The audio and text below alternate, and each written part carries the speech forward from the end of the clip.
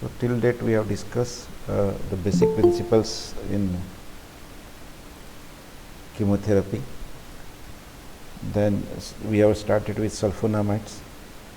Then we have discussed penicillin as a beta-lactam antibiotic, cephalosporin, and other cell wall inhibitors, that is monobactam, carbapenems, etc. Now let us go for the next type of the antibiotics, which are aminoglycoside. The name itself indicates chemical structure, that is they have sugar molecule, that's why glycoside, and amine group, that's why aminoglycosides, this combination. They are acting through the protein synthesis mechanism, that is they are making that messenger RNA is misread and therefore protein is incorrect. They will be acting on the 30th subunits, we shall be seeing it, and by that virtue they will be active, they will be causing the actions. So henceforth I will see that after maximum 7 minutes I will get the students in. After that, because it disturbs me every time I have to take the person in, so I will not take the person in after that 6 to 7 minutes, maximum window will be that much.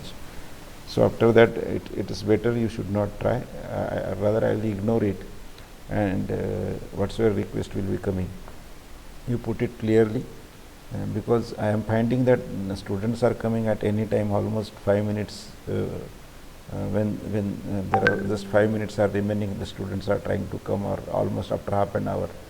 So this is this indicates very pathetic situation in the students, but for that I don't want to disturb other students or get disturbed myself. I'll maintain now. So far I was thinking that maybe they have some difficulties, hence will allow them, but I have found that it is deliberately happening. It is not once or a while. Almost everybody join, or somebody is trying to put the notices that please join, and then somebody is joining. So this habits we have to break down. Those who are genuinely willing, those are wishing, they can be ready. Already the time is been mentioned, everything is there. Even I finish my lecture almost 5 minutes before 3 to 4, and at 3:55 I'll ready, I'll drink water whatsoever, and immediately I'll open another link. So if I am planning for this, then the students should definitely try for this. But if this is not happening, those who are not able, let them away from the class, there is no harm. So first membrane of this streptomycin that was discovered by Waxman in 1944. This is again natural and semi-synthetic type, because the first one was natural, and then we have got so many semi-synthetic analogues of it. There are two things are there, those which are having species, that is from actinomycetes are the basic species, but in that also in actinomycete there are two species are there. So those which are obtained from streptomyces, okay, these are called as having suffix mycin, because they are streptomycin. Those which are obtained or which are from micromonospora, this kind of species, then they have suffix of mycin. Example of this is a gentamicin. Okay, so that is a very minor difference, but then you should be understanding it. What is difference between this spelling are there, mycin and mycin, and these are two important things, MICIN and MICIN. So those which are from streptomyces, they are having end at the end. It will be, suffix means end, and prefix means before that. So suffix will be mycin, and in micromonospora it will be mycin.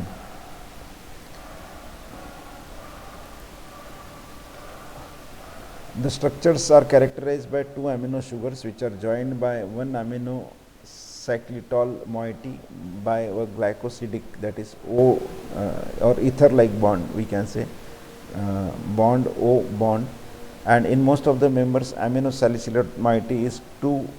This is a group, one type of group, that is amino acid cyclitol. So this aminocyclitol moiety is 2-deoxystreptamine is the moiety. So like that, if you will see this in dark color, you will find that that is amino sugar, then O, then deoxystreptamine, this is the basic moiety, and again amino sugar. So to this we are having two amino sugar moieties which are attached to the basic deoxystreptamine. This is what chemical, I will not go in more detail about chemical, but this is just to help you important. So in that streptomycin, the aminocyclitol moiety is a streptidine. What are the general characteristics of this? They are given as a formulation are sulfate or hydrochloric salts. Formulations are made water soluble, they are stable there, they are highly polar basic drugs, and because of that they are not absorbed from JIT, they ionize during dissolution. Contribution inside the cell is minimum, the distribution inside the cell is minimum, their penetration through blood-brain barrier is minimum, and the least metabolized by the hepatic enzymes. So they are having excretion is mainly renal, because they are, as we have seen, that they are highly polar. If there is highly polar, then usually there is no metabolism is required. They are usually secreted in unchanged form through glomerular filtration. Now these things help you a lot. That means that this can be very good drug of choice in urinary tract infection, because they are, though we do not use it, because it has got, and since they are excreted unchanged, they are having highest chances of renal problem or nephrotoxicity. So these are having more chances of nephrotoxicity because it is unchanged, and whatsoever chemical structure is there, on that basis it can remain there and it can cause action on the nephrons and cause toxicity to it. But at the same time, this also gives one important thing is they are very good source or very good drugs, because they are excreted as such, so they will be appearing in the urine. They are bactericidal in nature, they are more active in alkaline pH. The mode of action is by interference with the protein synthesis. They attach with the 30S ribosomal subunit, and their actions will be concentration dependent. Many gram negative actions, their action is plus tuberculosis bacteria, they are destroyed by streptomycin, kanamycin and amikacin. These are three. Then cross resistance is there, partial means if there is a streptomycin, then it can be to kanamycin or amikacin also. But the biggest problem is they have narrow therapeutic index.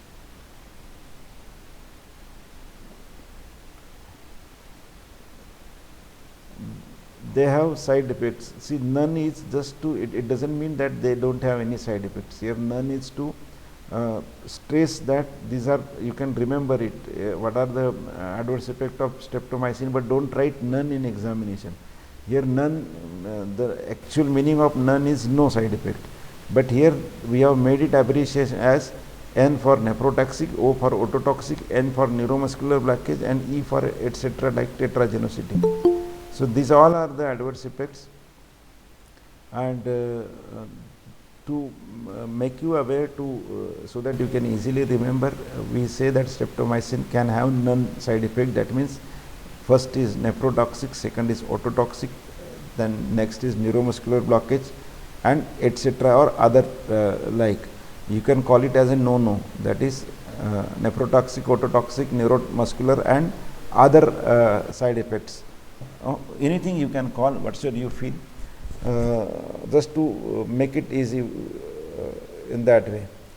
So nephrotoxicity, it is streptomycin is the least nephrotoxic, others are having more nephrotoxicity comparatively. Larger the number of amino groups, more is the nephrotoxicity. Nephrotoxicity is caused because of the inhibition of intracellular lysosomal phospholipase A2 in the renal brush border enzyme. It leads to lysosomal distension. There is a rupture and release of acid hydrolases and the release of free aminoglycosides into cytosol. This free drug will bind to other cellular organelles like mitochondria. It will displace the calcium into it. and on that basis it will cause nephrotoxicity will be reversible initially. That means if we give this and if we get the signs then and we stop the drug, then it can come back to the normal. But if it is continued for long period of time and the quite appropriate number of nephrons have damage, then it can be dangerous one. Verapamil and calcium ions can reduce nephrotoxic potential, but they also reduce the antibacterial effect of the drugs because they are taken through calcium mechanism. Kanamycin, amikacin, neomycin, they are mainly damage cochlea and they causes damage to the vestibular, that is we call it as a ototoxicity, that is hearing impairment. So particularly it is maximum with kanamycin, amikacin and neomycin, and because of this cochlear damage you can see that if you put it together it becomes kan, isn't it? Kan means ear. So ear damage is by this kanamycin, amikacin and neomycin. All are teratogenic in nature, they all cause teratogenicity. Neomycin and pramycin have extreme systemic toxicity. So these both are only used in topical way. Pramycin is very popularly known as a sopramycin. If somebody has got any wound and applied any cream, then usually in most of the cases it is sopramycin.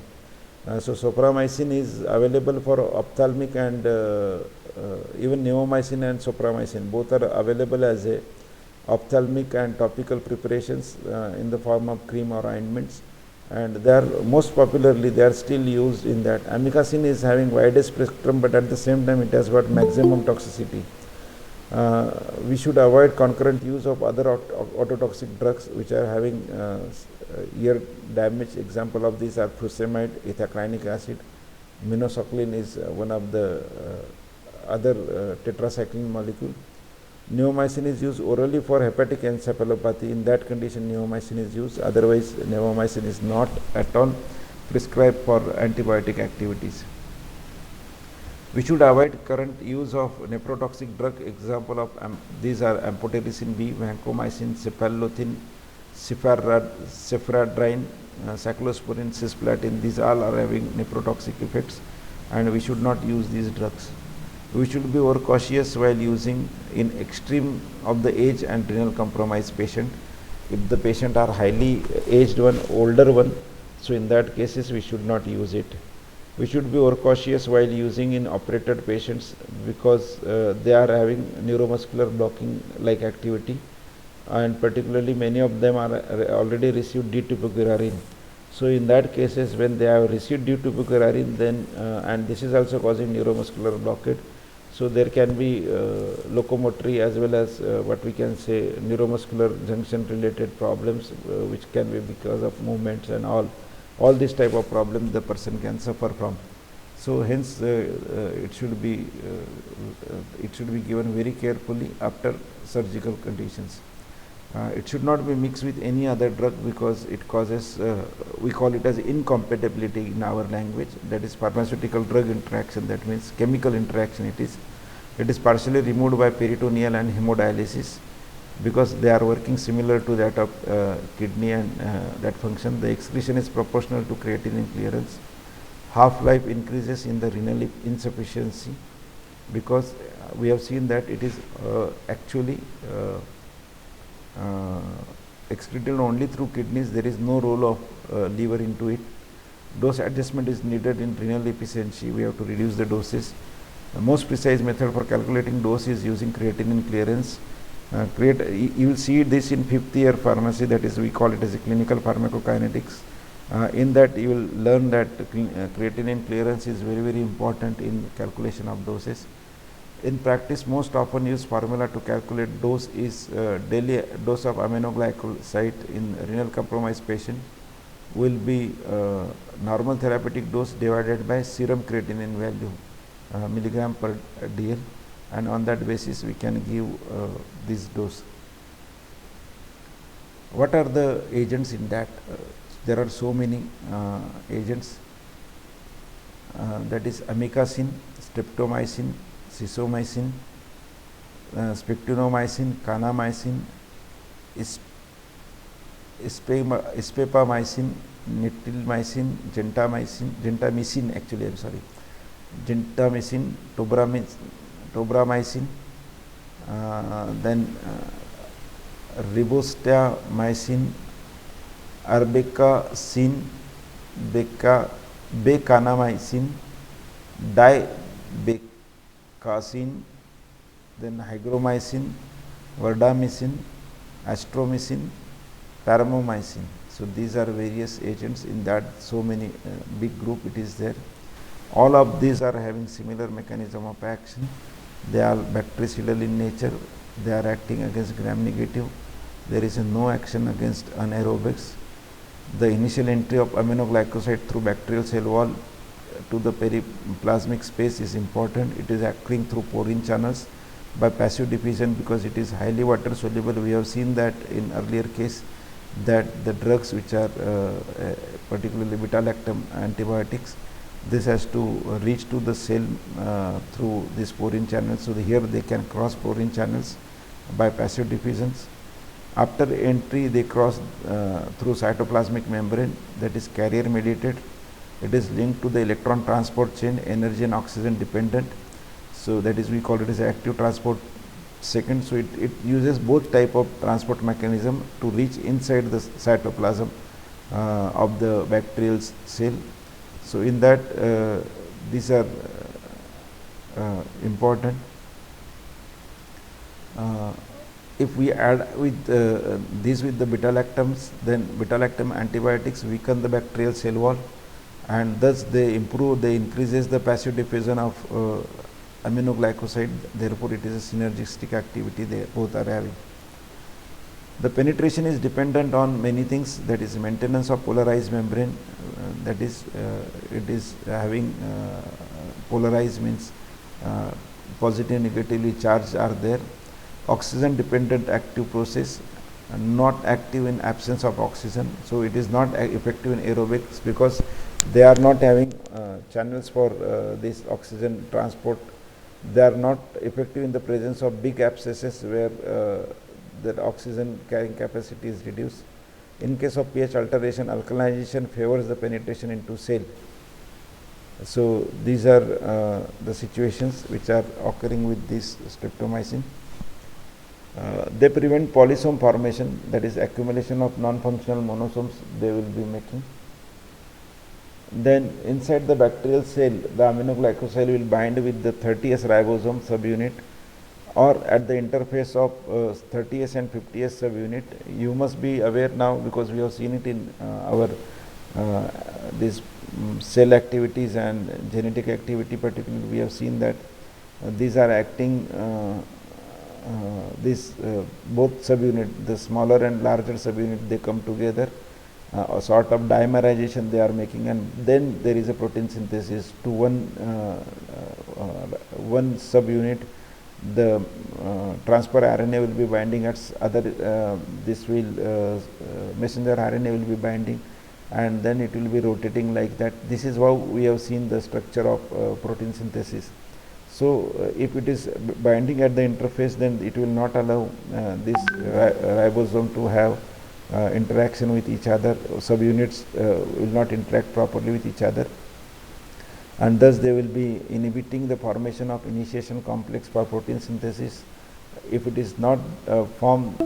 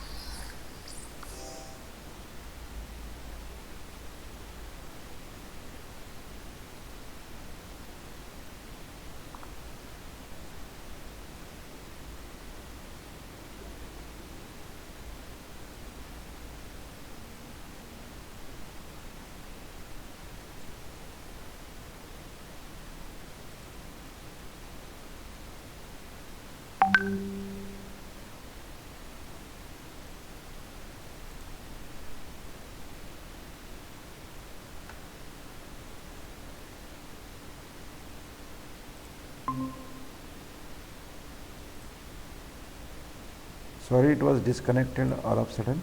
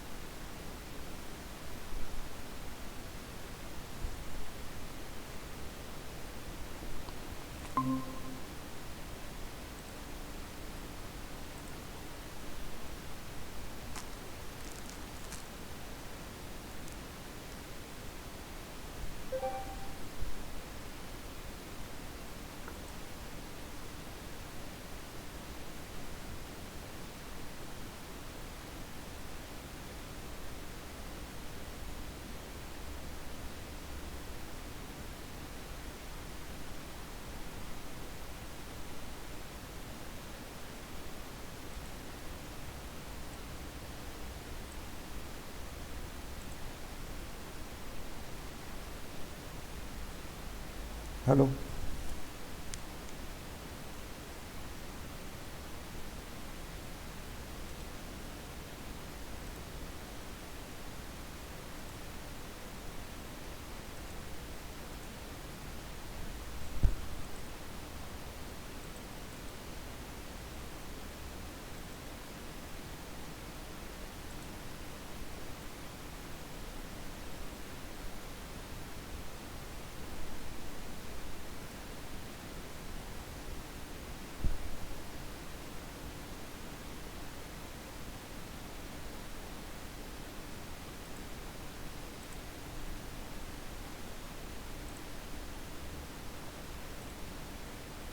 Is it visible?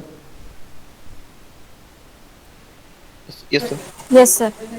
Should we continue because many are leaving, many are actually I many time I have noticed that after starting few people immediately try to leave.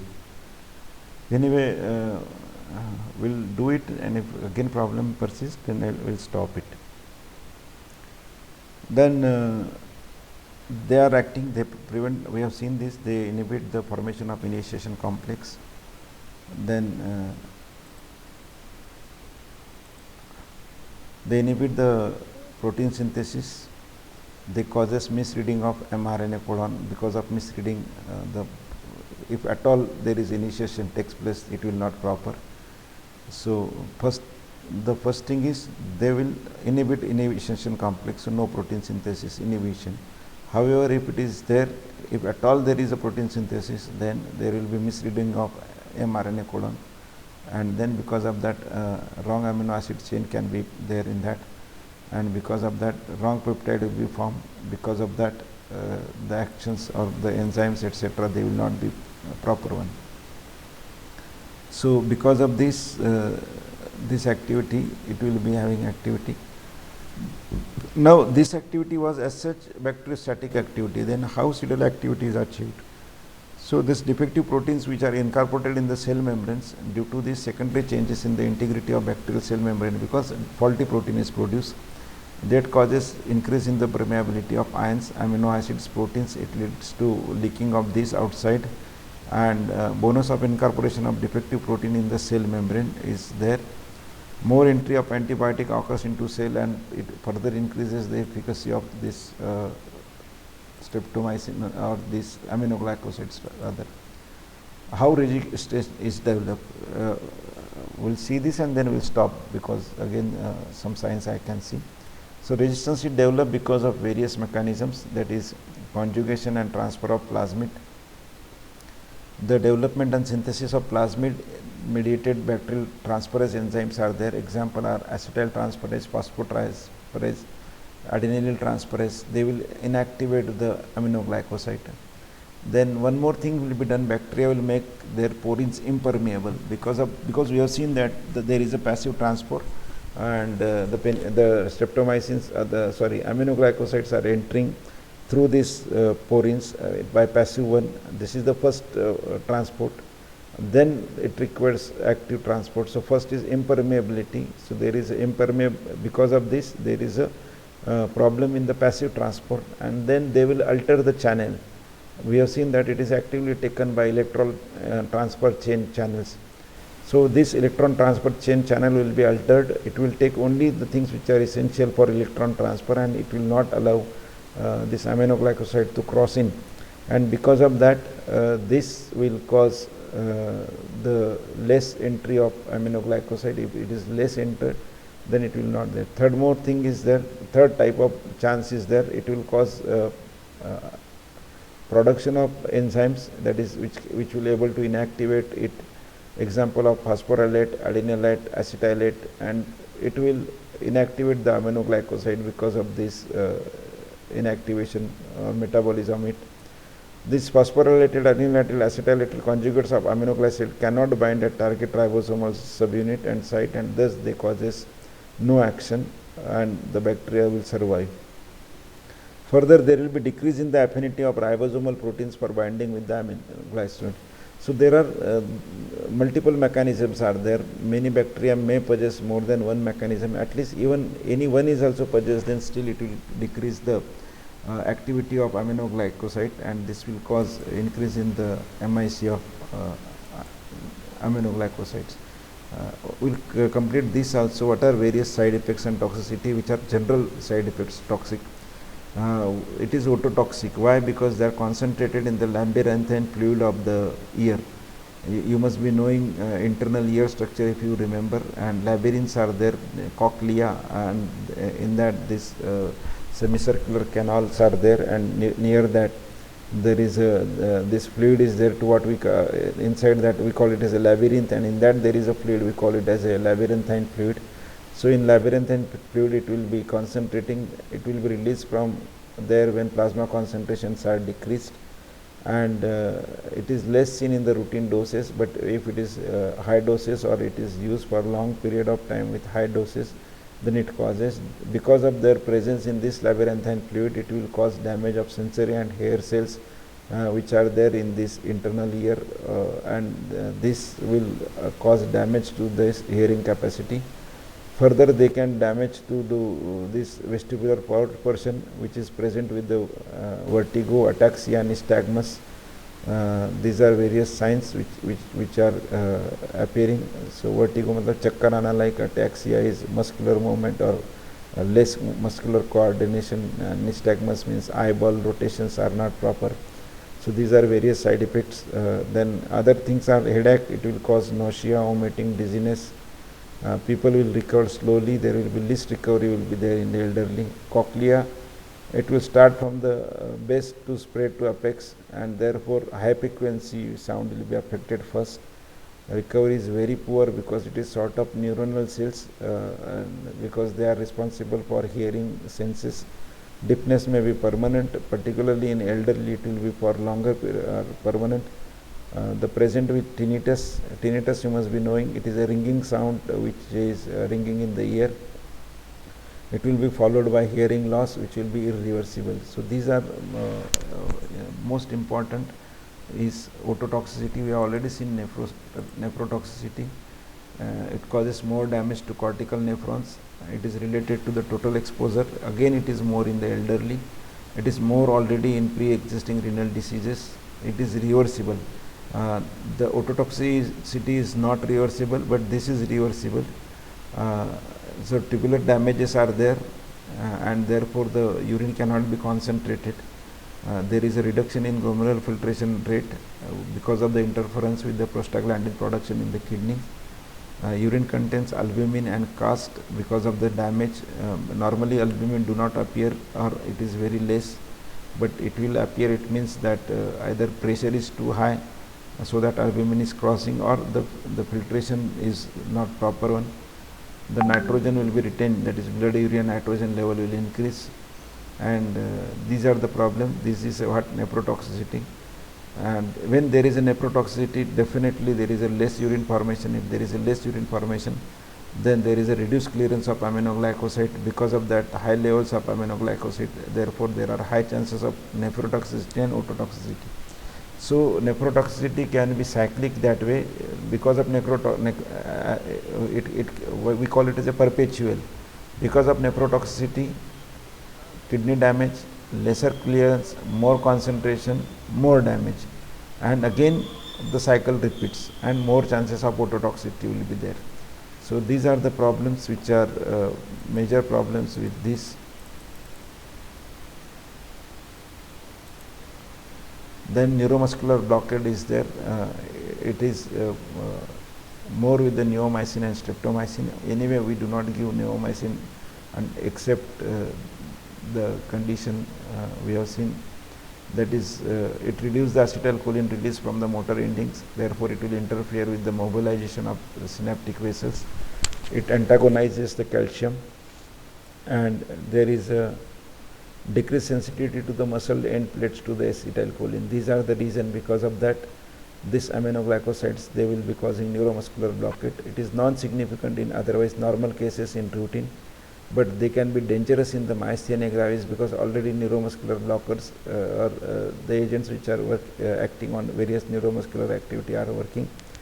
Direct administration of aminoglycoside in the pleural or peritoneal cavities because of maybe severe pneumonias or infections in the peritoneal fluid or pleural fluid, or we call them at ascites, are there. So in that cases they are there. If the patient is receiving curare like muscle relaxant drugs, they are dangerous, and they can be partially antagonized by intravenous calcium or calcium channel blockers. So we can see this. So we shall see drugs separately in our next class from streptomycin and where they are used. So I hope you are understanding what's is going on. Please refer books and